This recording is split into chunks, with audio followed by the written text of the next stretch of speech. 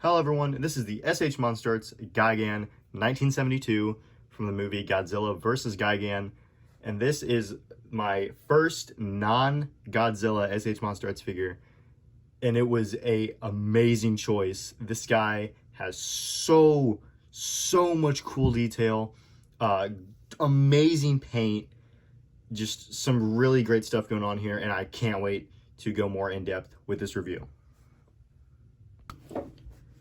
Now, first things foremost, the size of this figure. Most S.H.Monsterarts are around, I want to say, 6 to 7 inches. This guy seems pretty accurate to that compared to the 1954 Godzilla, which I will be using as reference because I don't have the 1972 Godzilla. I do hope to get it soon, though. He does stand at a pretty similar height, I'd say. Godzilla is obviously more crouched down, so if we, get his legs up, they're basically at the same height. I don't know how accurate that is to the movie because I actually have never seen Godzilla vs. GIGAN. I have only seen the Heisei movies and then like the newer American ones. I do want to go back though and watch those, and then I'm gonna buy the 1972 Godzilla and hopefully do like a review on that guy. But for now, we're focusing on GIGAN, and oh my god, is he something to focus on. Okay, getting a little closer to the figure. This was the first thing I noticed that kind of just like shocked me totally, because I've never seen this figure before I actually went out and bought it. I had seen like a few listings on Amazon, but I never realized how good the actual detailing was. He has this amazing visor piece. It looks like it's maybe the same texture that's on his scales here with a clear red piece over, and it just looks so good in person. You can probably see just how good it looks on the camera. It really does look like the alien robot chicken that everybody loves from that movie. Going a little more over his head, these pincers, they move in and out. They're just awesome. This tongue is actually articulated, which is kind of crazy. It's a little hard to see. But this is on a little tiny ball joint and it can move up and down. It's just a little hard to get in there and I don't have anything to move it with. The painting in the mouth also looks very gross, very fleshy. Probably how it would look if a giant space chicken opened his mouth. The scales, awesome gold paint. It looks very similar to the King Ghidorah scales and paint. It seems like there's a little bit of overlap here. I don't know if that's accurate to the design, but it doesn't bother me. I actually didn't notice it until this review, so not a big issue. Who cares? He's got some very cute and scary at the same time claws. Absolutely love how these things feel, how they move. Just he looks straight out of a giant monster movie, and that's what I love. He's got his little shoes on here. This, out of the box, this foot came unassembled, and it was very tight to get back on. But these do not seem like anything is going to fall off. He is rock solid. Just great. These are very sharp. This feels like almost a real razor blade. They're that sharp.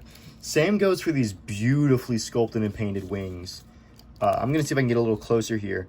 These are just so nice. This looks like real bone. It has a little bit of red paint here. It's like sticking out, making the actual like wing fold. Oh my gosh, it is so good. These are also on a slight ball joint, so they can move just a little. They can move out. And this one goes up and down.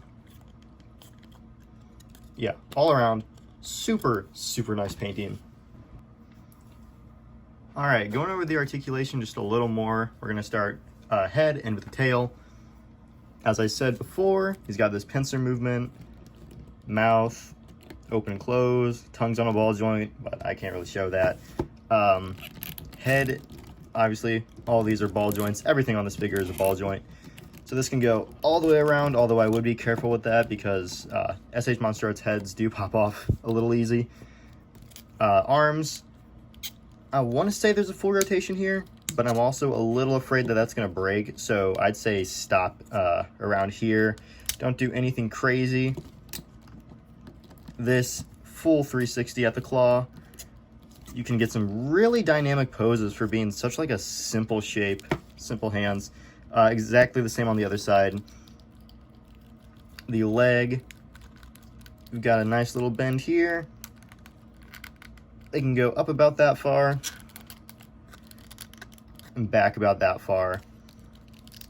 That much outward, and they can go that close. Now to the tail, ball joint here, ball joint here, ball joint, ball joint, ball joint, and all of these are ball joints too. Very awesome looking spike here. And obviously, it's an S.H.Monsterarts tail. It's always gonna look cool. Very wavy. Get GIGAN in some cool space robot chicken pose here.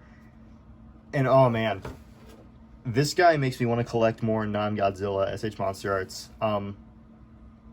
I was really hoping to get the Hedera figure and then maybe the Biolante, but Biolante is like $600, so he's gonna have to wait.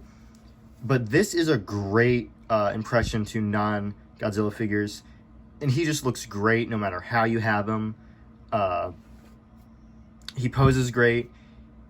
He was a little expensive, honestly. $120 is kind of crazy, obviously, but S.H.Monsterarts, they're expensive. They're always going to be expensive, and it's kind of something you have to deal with if you want to collect this series of figures. But I'm overall pretty happy with this guy, honestly. I think he would look great with some effect parts, which I do know I think the 2004 Final Wars version comes with those. And I really want to get the 1972 Godzilla to go with this guy. They would be such a nice pair. And I'm going to give this guy a solid, like, 9 out of 10. He is nearly perfect. Just some effects would be great. That's pretty much all he's missing, I'd say. And I definitely think if you can find this for a good price, or if you're willing to pay retail price, go for it. Buy this guy. He is so good. Thank you for watching this review. I will be hopefully making new reviews soon. I have a busy work schedule, unfortunately, but I gotta work to afford these guys, and I'm really enjoying this channel so far.